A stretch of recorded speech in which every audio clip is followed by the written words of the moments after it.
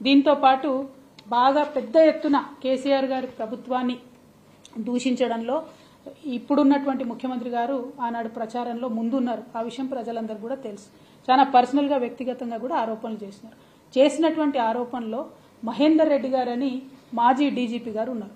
ఆయనను పట్టుకొని ఇప్పుడున్నటువంటి రాష్ట్ర ముఖ్యమంత్రి వర్యులు భయంకరమైనటువంటి పద్ధతిలో ఒక ఆడపిల్లగా నేను ఉచ్చరించడానికి వీల్లేనటువంటి మాటలు కూడా ఆనాడు మహేందర్ రెడ్డి గారిని ఇప్పుడు ముఖ్యమంత్రి గారు మాట్లాడారు.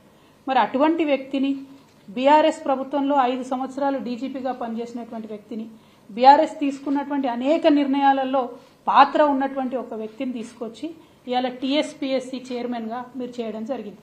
ఆనాడేమన్నారు, కేసీఆర్ గారు ఎవరన్నా రిటైర్డ్ అధికారులను తీసుకొచ్చి దేనికన్నా సంస్థలు నడపడానికి పెడితే మరి ఉద్యోగాలు పోయిన వాళ్ళని తీసుకొచ్చి ఎందుకు పెడుతున్నారని ఆనాడు క్రిటిసైజ్ చేశారు. ఇప్పుడు మీరు అదే చేస్తూ ఉన్నారు. ఓకే, అక్కడ వరకు ఓకే అనుకుందాం. టీఎస్పీఎస్సీలో 6 మెంబర్స్ ఉంటే ఆనాడు గౌరవ ముఖ్యమంత్రి గారు చేసిన విమర్శ ఏంటంటే రిటైర్డ్ ఉద్యోగులను పెట్టుకున్నారన్నారు. చైర్మన్తోనే దాన్ని తుంగలోకి దొక్కింది. చైర్మన్ కూడా రిటైర్డ్ ఎంప్లాయీ, ఆయనను పెట్టుకున్నారు. తర్వాత యారబాడి రామ్మోహన్ రావు గారు అనేటటువంటి మెంబర్ని వేసిండ్రు. ఆయన అసలు తెలంగాణ ఆయన్నే కాదు.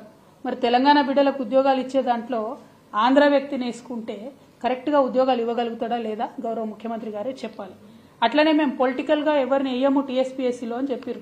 మరి 6వ నంబర్గా అమ్మాయి పాల్వాయి రజనీ కుమారి అనేటటువంటి అమ్మాయి ఉన్నది. ఆమె పొలిటికల్ వింగ్లో అనేక సంవత్సరాలు టీడీపీతో కలిసి పనిచేసినటువంటి వ్యక్తి.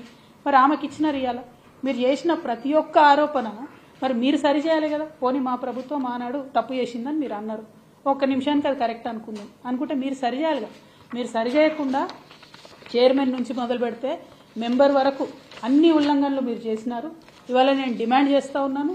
నిన్నగాక మొన్న ఫ్రెష్గా మాజీ డీజీపీ ఇప్పుడు టీఎస్పీఎస్సీ చైర్మన్ మహేందర్ రెడ్డి గారి మీద ఆరోపణలు వచ్చినాయి. ఏమని 1,00,00,000 కోట్ల రూపాయలు సంపాదించుకున్నారు మహేందర్ రెడ్డి గారు అని అవినీతి ఆరోపణలు వచ్చినాయి.